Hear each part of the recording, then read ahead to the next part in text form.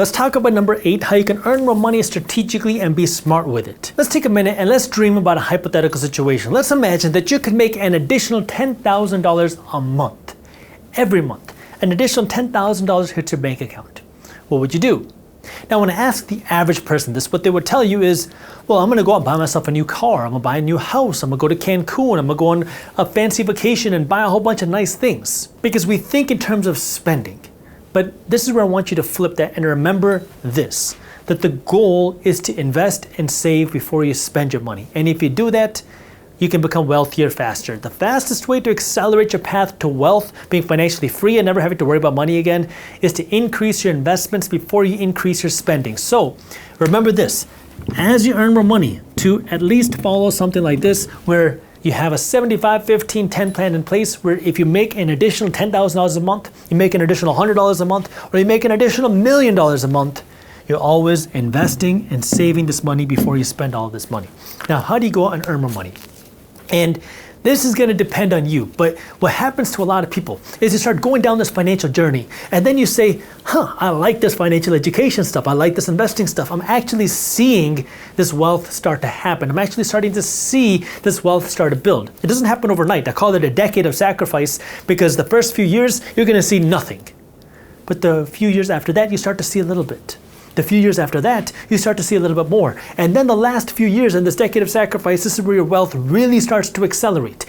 And this decade of sacrifice means you go through a decade of spending less and earning more so you can invest like crazy. But now, as you're working to figure out how do you earn more money, the question is, how do you actually go about doing it? Now, some of you are going to say, I hate the idea of starting a business. I hate the idea of starting a side hustle. That's not for me. Okay, that's fine. But maybe you can find ways to earn more money where you are. Maybe you can ask for a raise. There are a bunch of great channels, great classes, great books on how to ask for a raise at the job that you're at right now. Maybe you can work to take on a second job. Maybe you can work to get a job change. Maybe you work to get a career change. There's a bunch of certificates that you can take online that can help you qualify for a new job or a new career where you can earn more money. Maybe you say, I'm a little bit more entrepreneurial. I want to go out and start a side hustle. I want to go start a business. Great. I'm not going to go into how do you build a business in this video, but you have an unlimited number of opportunities. The key is now you want to actually put in the effort to start learning to earn more money. And when you start thinking in that sense, you will find ways to earn more money. Because here's why this is so important. If you make $50,000 a year right now, there's a limit to how many pennies you can squeeze out of this pie. You might say, yeah, I can squeeze 15% to invest. Maybe I can squeeze 17%. I can squeeze an extra few $100s to invest. But there's a limit because you still have to eat, you still have to pay for your house. I mean, yeah, maybe you can live in your car, but there's a limit to how many pennies you can pinch. But if you can take this from $50,000 a year to $500,000 a year, now every additional percentage of your income that you invest is a lot more dollars. And let me tell you something, it's easier to live off of $300,000 a year and invest and save $200,000 than it is to live off of $30,000 and save and invest $20,000. Now you're gonna say, well, Jaspreet, how in the world am I gonna go from $50,000 to $500,000? But this is where you wanna start working towards something bigger. Remember we talked about in the beginning, building that abundance mindset. This is what it's all about. There's a lot of money in the world. You just have to figure out how you can extract a little bit of it for yourself. How can you create this new value? How do you do this? Start watching YouTube videos on how to grow your income. Start reading books on how to grow your income. And maybe you go from 50,000 to 100,000. Maybe you go from 50,000 to 75,000. Maybe you go from 50,000 to 250,000. In any case, all of these are more than where you are now. But now the key is as you earn more money, you're working to follow a system, so you're investing your money first. Now let's talk about number 9, which is asset protection. And to the average person, this is where things get very boring and dry. But as an attorney, who is now your attorney, let me tell you this. This is going to be one of the most important things. And as you build more wealth, you will find yourself spending a lot of time, effort, energy, and money here. So it's better to start planning for this and understanding this sooner because it can save you a whole lot of time, effort, energy, headache, and money in the future. So asset protection is all about how do you protect yourself, and there's many different layers of this. The first thing is, as you start investing your money into different asset classes like real estate or building your own business, you got to get yourself a good attorney. And you might have to go through a few different attorneys to find a good attorney, but you want to find a good attorney. If you're investing in real estate, find an attorney who specializes in real estate. If you're building a business, find an attorney who specializes not just in building a business, but in the industry that you're in.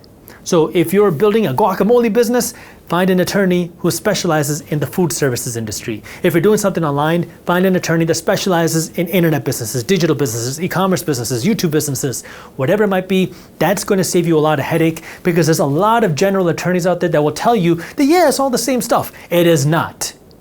Okay, I'm saying this because I have learned the hard way, even as an attorney, finding different types of attorneys. You want to find an attorney that specializes in what you do. Then you want to get yourself a good accountant, especially if you're building a business, especially if you're investing in real estate. You need to have a good accountant on your side, because the tax code is a very complex thing. In fact, I will show you.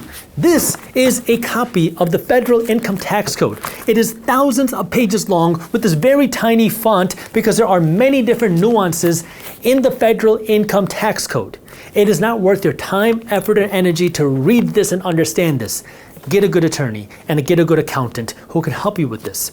Now, if you just work a job and you're investing your money in your 401k, it's not going to make sense for you to spend thousands of dollars to find an accountant, because the deductions and things that you can do are very limited. But it might make sense to spend a couple $100, depending on how much money you're making, to have an accountant or to have some firm review what you're filing in your taxes. So as you make more, as you get more sophisticated in your accounting, this is where you can take a look at different options. And then of course you have the insurances. You have your health insurance, you have your home insurance, you have your car insurance, you have your life insurance. All of these are things that you want to think about and have, because insurance is a small price you pay to protect you a big cost in the future. Now, if you get into business or real estate, you're going to have a whole new set of insurances that you're going to need as well for that. But I know it is a very annoying cost to pay. Nobody likes to pay for insurance, but it can save you a huge headache. Now, if you want some assistance finding insurances, many different companies online, but our advertiser, Policygenius, I'm a big fan of them, especially when it comes to things like life insurance, because they do a very good job at helping you shop and find the best rate possible and finding the best insurance possible. So if you want to learn more about Policygenius and see how you can get a free life insurance quote, again, I have that link for you down in the description as well. And this brings us to number 10, which is how do you leave your legacy? Now, there's a couple things that I want to talk about this. Number one, as you build more wealth, you have the ability to give more. I'm of the belief that the more you have, the more you can do. And the nice thing about this is when you build wealth, and when you build wealth strategically, when you have the right attorneys and you build the right estate planning, this is your will and your trust, you can continue to impact the world long after that you're gone. After you pass away, you can continue to help the world through your legacy. Now, you can help the world when you're alive through the work that you do, through the time that you give, through the money that you give. But this is where you can be strategic as well, of how you can leave a legacy and how you can continue to leave this legacy even beyond your time as well. And this is where you can be strategic through your estate planning. For example, if you own assets that are paying you with cash flow, you can pass down this asset to whoever you want and then distribute this cash flow however you want. So if there are certain charities, certain organizations that you want to continue giving to even after you're gone, well, you can arrange for that. This is what your legacy is all about. And this is where, if you know how you want to leave your mark on the world, having more money can help you with that. Do you need money? Maybe not. But can it help you? Absolutely. And this is where, as you earn more, remember that you can give back, and the more you give, well, it's good, I believe.